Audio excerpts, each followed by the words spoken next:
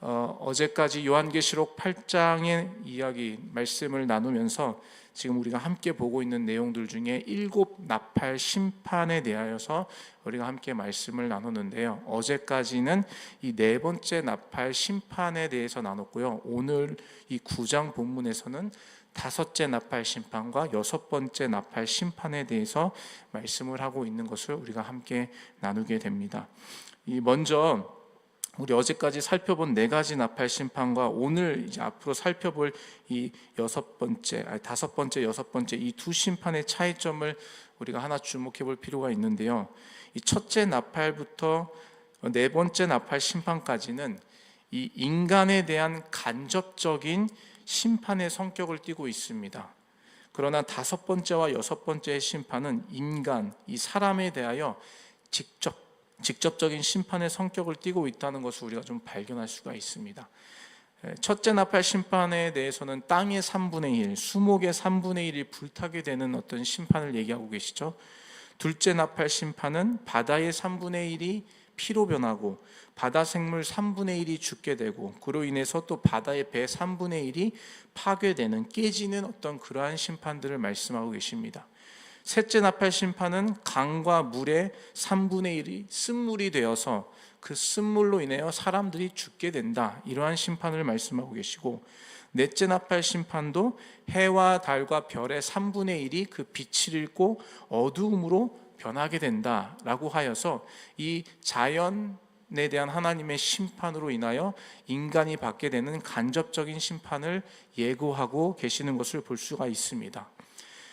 그런데 오늘 본문의 이 5번째 심판과 6번째 이 나팔 심판에서는 직접적인 인간에 대한 심판의 이야기가 나옵니다. 먼저 본문의 1절부터 12절까지 기록된 이 5째 나팔 심판에 관하여서 먼저 살펴보기를 원하는데요. 1절부터 12절까지의 그 나팔 심판에 대한 내용을 정리해서 요약하자면, 5째 천사가 나팔을 불 때에 무저갱의 열쇠를 가진 별이 하늘에서 떨어진다고 말씀하십니다. 그리고 그 무저갱의 열쇠로 그 무저갱을 열게 된다라고 말씀하십니다. 여기서 말하는 무저갱은 깊이를 잴 수 없는 큰 구덩이를 뜻하는 장소로서, 우리가 흔히 이 성경에서 무저갱을 말할 때에는 사단과 귀신들을 임시로 가두어 놓는 곳, 또한 죽은 자들의 심판을 기다리는 이러한 장소로 이 무저갱이라는 단어를 사용하고 이해한다라는 것이죠.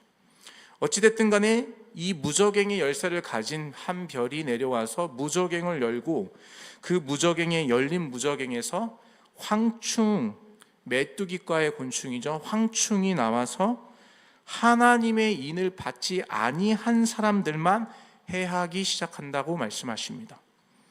황충이 풀이나 나무를 해하지 못하게 하시고 하나님의 인을 받지 아니한 사람만 해야 한다라는 것에 우리가 좀 주목을 해볼 필요가 있는 것이죠. 그리고 이 황충이 사람들을 해하기는 하지만 죽이지는 못하게 하십니다.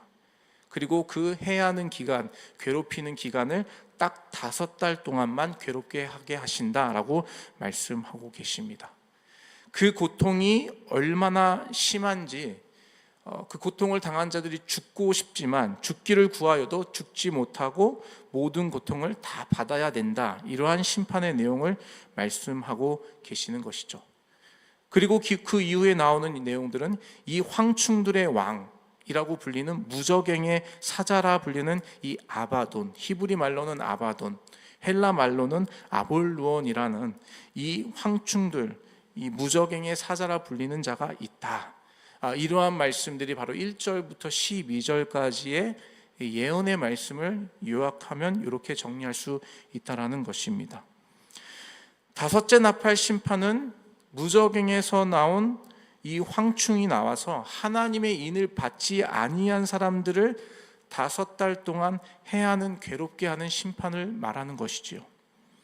여기서 우리가 이 심판의 말씀을 우리의 삶에 적용하기 위해서는 이 성경이 말하는 하나님의 인을 받지 않은 사람이 누군가에 대해서 우리가 좀 살펴볼 필요가 있다는 것이에요. 하나님의 인을 받지 않는 사람을, 그 하나님의 인을 받지 않는 사람에 대한 개념에 대한 정리가 필요하다라는 것이죠. 하나님의 인을 받지 아니한 사람들은 어떤 사람들을 의미하는 것일까요? 우리가 이 말씀을 해석하기 위해서는 출애굽 당시에 유월절 규례를 좀 살펴볼 필요가 있습니다. 그 이유는 다섯째 나팔 심판이 보여주고 있는 이 선택적 하나님의 심판의 성격이 유월절 사건과 굉장히 유사한 모습을 띠고 있기 때문입니다. 애굽에 내린 10가지 재앙 중에 마지막 재앙이죠. 이 애굽의 모든 장자를 치신 죽음의 재앙을 상기해 볼 때 그 재앙을 피할 수 있는 유일한 방법, 유일한 조건은 어린 양의 피를 문설주와 임방에 바르는 것이었습니다. 죽음의 사자가 어린 양의 피가 문설주와 임방에 발라 있는 것을 볼 때에 그곳을 넘어간다 하여서 유월절의 영어식 표현이 Passover라는 이 말을 우리가 사용하고 있는 것처럼 이 유월절의 영적인 의미가 바로 이 다섯째 나팔 심판의 모습과 상당히 유사하다라는 것이죠. 무저갱에서 나온 황충들이 사람들을 해하고 괴롭히게 되는데 오직 하나님의 그 이마에 하나님의 인을 받은 사람들은 그 심판과 그 괴로움과 해함을 넘어간다라는 것이죠.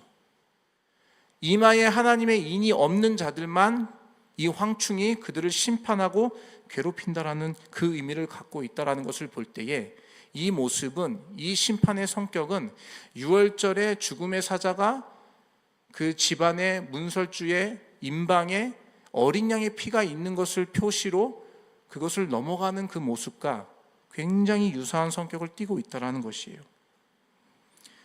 그럼 출애굽에서 유월절 어린 양의 피가 오늘날 저와 여러분에게 의미하는 것이 무엇입니까? 정말 어린 양을 의미하는 것인가요? 그건 상징이죠. 출애굽에서 말씀하고 계신 그 어린 양의 피는 바로 죄인을 위해 흘리신 예수 그리스도의 보혈의 피를 의미하는 것입니다. 하나님의 심판을 면하게 되는 유일한 방법, 오늘 그 말씀을 우리의 이 오늘 계시록의 9장에 있는 하나님의 인을 받은 자, 인을 받지 않은 자들을 분별할 때에 우리가 하나님의 심판을 면하게 되는 유일한 방법은 바로 예수 그리스도의 보혈의 피를 믿어 그 보혈로 인해 인침을 받는 것밖에 없다는 것을 분명하게 말씀해 주고 계시는 것이죠. 하나님의 인을 받은 사람들, 그 사람들이 바로 누군가? 바로 예수 그리스도의 십자가 사건을 믿고 죄인을 위해 흘리신 보혈의 능력으로 인치심을 받은 사람들, 다시 말해서 예수 그리스도를 나의 구주로 믿고 영접하며 그분을 삶의 주인으로 모시고 사는 그리스도인들을 의미하는 것입니다. 그 자들이 바로 하나님의 인을 받은 자들이다.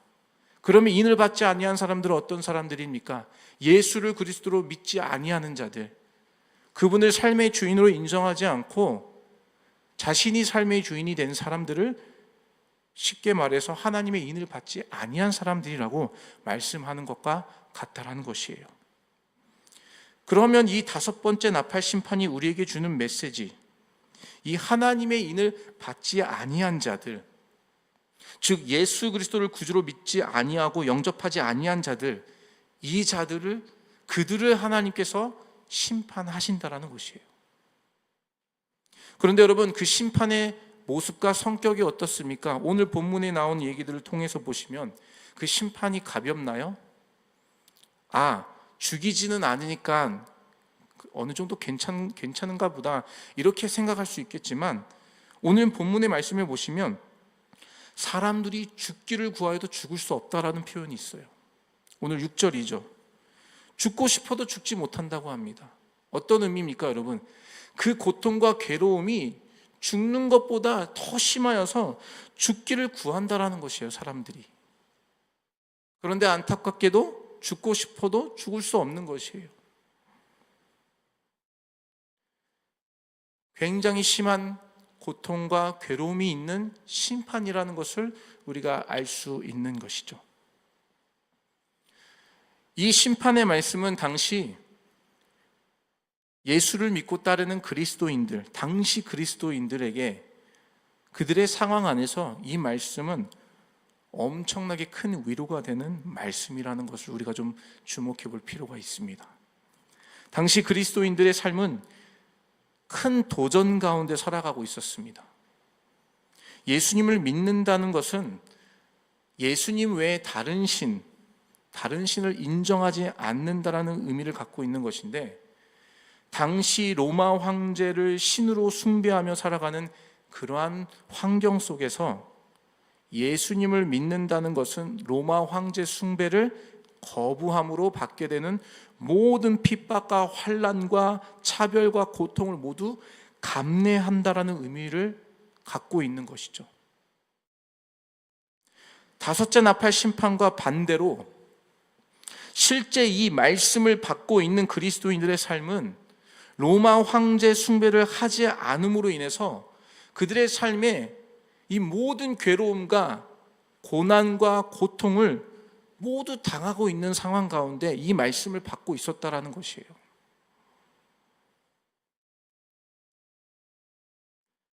그런데 이 말씀에서 주님은 믿는 자들, 끝까지 주님을 저버리지 않냐고, 그 믿음 저버리지 않고 믿음을 잃지 않고 모든 괴로움과 어려움과 고난과 핍박을 예수 믿음으로 인하여서 당하는 그러한 자들에게, 예수를 믿는 자들에게는 그 심판이 면하게 된다.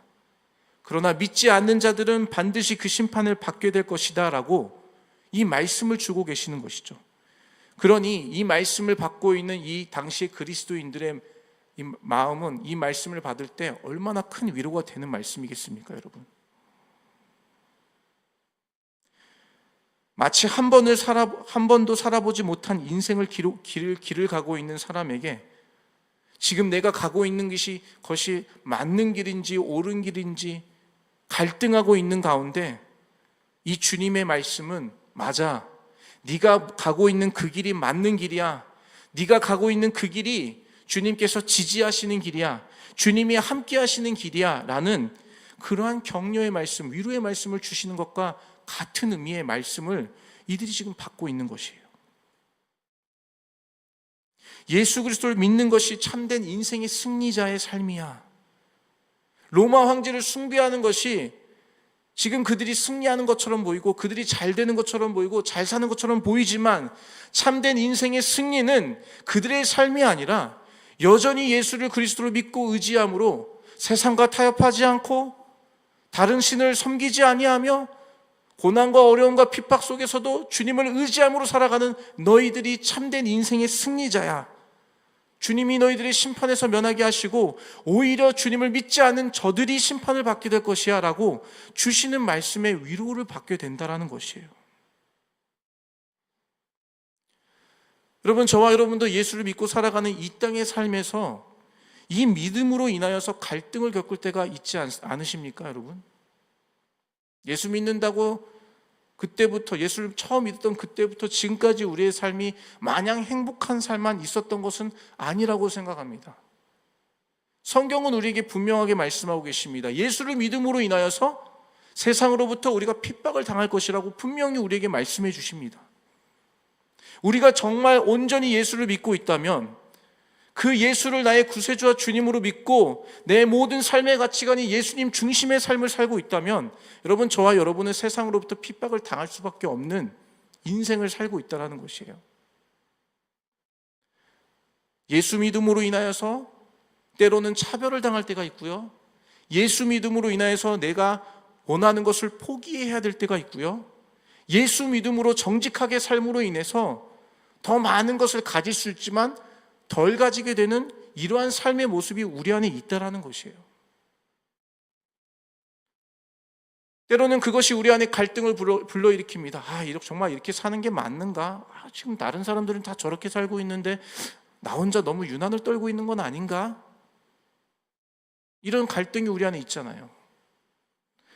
무슨 예수 믿는 사람들 다 그렇게 안 사는데 나도 뭐 괜찮지 않을까? 여러분, 이런 갈등 저와 여러분 안에 있지 않습니까? 그런데 주님은 오늘 이 말씀, 다섯 번째 심판의 말씀, 이 나팔 심판을 통해 우리에게 분명하게 말씀하고 계세요. 인생의 최고의 승리자는 누군가?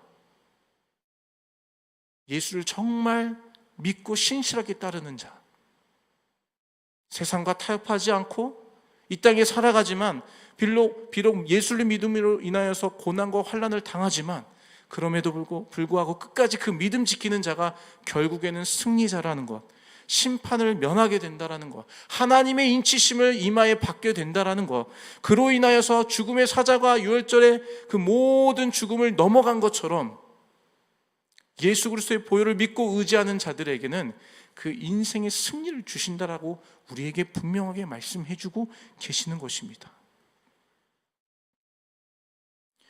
심판에 대한 이 말씀은 예수 그리스도를 믿지 아니한 자들에게는 심판의 말씀이지만 예수 그리스도를 믿는 자들에게는 소망의 말씀인 줄로 믿습니다.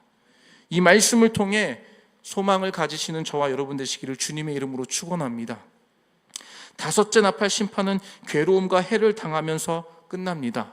5달 동안이라는 어떤 기한의 한정이 있습니다. 그런데 여러분, 6번째 나팔 심판은 괴로움과 해를 당하는 것 이상으로 죽음을 이야기하게 됩니다. 6째 나팔 심판은 5째 나팔 심판보다 더 그 강도가 강해졌습니다. 유브라데 강에 결박된 네 천사가 노임을 당하게 되고 그 네 천사와 함께 2만만이라는 것은 2억 명이라는 이 숫자를 우리가 얘기할 수 있게 됩니다. 2억 명의 마병대가 일어나 인구의 3분의 1을 죽이는 심판이 바로 6번째 나팔 심판이 말씀하고 있는 의미입니다. 죽음을 피할 수 없는 이제 심판이 다가온다라는 것이에요. 그런데 이런 심판과 재앙에도 죽지 않고 남은 자들이 있다라고 말씀하십니다. 우리 20절 말씀입니다. 20절 말씀을 같이 한번 읽어볼까요? 시작. 이 재앙에 죽지 않고 남은 사람들은 손으로 행한 일을 회개하지 아니하고 오히려 여러 귀신과 또는 보거나 듣거나 다니거나 하지 못하는 금, 은, 동과 목석의 우상에게 절하고 21절입니다. 또 그 살인과 복술과 음행과 도둑질을 회개하지 아니하더라. 이 6째 심판은 이제 고통과 그 해함을 넘어서 이제 죽음까지 이르게 되는데요. 그런데 이 6째 나팔 심판을 받지 아니한 남아있는 자들이, 이 재앙에도 죽지 않은 남은 자들이 있다라고 얘기하는 것이에요. 그 자들이 어떤 자입니까? 회개하지 아니한 자들. 회개하지 아니한 자들은 6째 나팔 심판에도 살아남는다고 말씀하고 계세요. 어떻게 보면은 그게 좋은 거 아닌가? 6째 나팔 심판을 넘어갔으니까 좋은 게 아닌가? 이렇게 생각을 할 수가 있을 것 같아요. 그런데 여러분, 정말 큰 오산입니다. 점점 이 심판의 강도가 점점 강해지고 있잖아요. 여러분, 지금 이 나팔 심판은 우리가 잘 알고 계시다시피 7 나팔 심판입니다. 지금 6째 나팔 심판까지 봤잖아요. 그럼 남아있는 심판이 하나 더 남아있다는 얘기죠. 그러면 그 7번째 나팔 심판은 지금 앞에서 나눈 그 심판들과는 차원이 다른 심판이 되는 것이죠.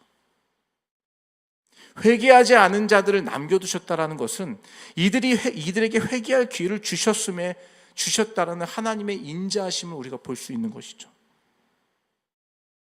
그런데 여전히 그들이 회개하지 아니하고, 여전히 예수를 인정하지 아니하고, 믿음으로 받지 아니하고, 죄악으로, 우상으로 헛된 것들을 쫓아 살아가는 그 자들은 6째 나팔 심판을 받지 아니한다고 좋아할 것이 아니라 이제 앞으로 다가올 더 크고 무서운, 비교할 수 없도록 무서운 7 나팔 심판을 받게 된다는 것이죠. 회개하지 아니한 자들의 이 말씀을 보며 이 사람의 어리석음과 우둔함을 보여주는 것이 아닌가 싶습니다. 하나님은 분명 회개할 기회를 주시면서 심판을 면할 기회를 우리에게 늘 주시는 분이십니다. 노하기를 더디하시면서까지 끝까지 기회를 주시는 분이시죠. 그런데 우리 인생은 그 하나님께서 주시는 기회를 누리지 못할 때가 너무 많은 것 같아요. 심판을 보루하시고 늦추시고 우리가 회개할 기회를 주시면서 돌아서기를 기다리고 계시는데, 인생은 마치 그것이 아, 내가 지금 잘 살고 있는 것이구나. 아, 하나님의 심판이 없는 거 보니까 괜찮은가 보다 하고 전혀 자신의 인생에 돌아봄이 없이 하나님 말씀에 대한 상고함이 없이 그냥 그렇게 죄악의 삶을 열심히 살아간다는 것이죠. 그게 인간의 어리석음과 우둔함 아니겠습니까, 여러분? 회개하지 않는 자들을 남겨두신다는 것은 결코 좋은 의미가 아닙니다. 더 크고 무서운 심판이 기다리고 있다는 것이죠. 그리스도가 없는 인생은 무서운 심판을 피할 수 없는 것을 분명하게 성경은 말씀하고 계십니다. 그런 의미에서 저와 여러분은 이 예언의 말씀을 한편으로는 두렵고 떨리는 마음으로 받으면서도 다른 한편으로는 정말 우리가 예수를 믿고 있다면 이 말씀이 소망의 말씀으로 받아야 될 줄로 믿습니다. 예수 그리스도가 주인 되시는 삶은 이 땅에서 아무리 환난을 당하고 고난을 당한다 할지라도 마지막 날 그때에 심판을 면하게 되는 소망이 있는 것입니다. 여러분, 그 소망으로 우리가 살아가야 된 줄로 믿습니다. 이 땅에 눈에 보이는, 우리 눈앞에 보이는 그 일들의 마음을 다 빼앗기는 것이 아니라 그 마지막 때에 다시 오실 예수님과 함께 승리의 자로 승리의 나팔을 부는 그날을 우리가 소망하면서 우리는 오늘을 살아가야 된다는 것이에요. 그 소망을 잃어버린다면 우리는 어느 순간 예수님을 주인으로 모시는 삶이 아니라 세상과 타협함의 자리에 앉게 되는 것이고요, 예수를 믿음으로 당하는 핍박과 고난을 두려워할 뿐만이 아니라 그것을 피하게 되는, 어쩌면 하나님의 인치심을 받지 못하게 되는 안타까운 인생이 된다는 것을 성경을 통해 우리가 오늘 귀한 말씀을 받게 되는 것입니다. 저와 여러분, 우리의 삶에 예수를 믿음으로 여러분 어려움이 있으신가요? 그 어려움, 그 고난이 우리로 하여금 심판의 때에 심판을 면하게 하는 어린 양 보혈의 증거가 될 줄로 믿습니다. 예수가 없는 삶을 혹시 살고 계신가요?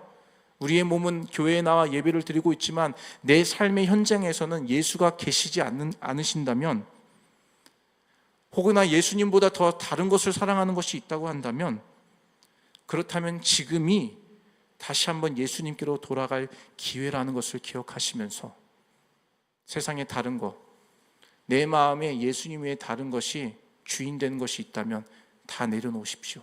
우리의 자녀, 예수님보다 주인 될 수가 없습니다. 물질, 예수님보다 앞설 수 없습니다.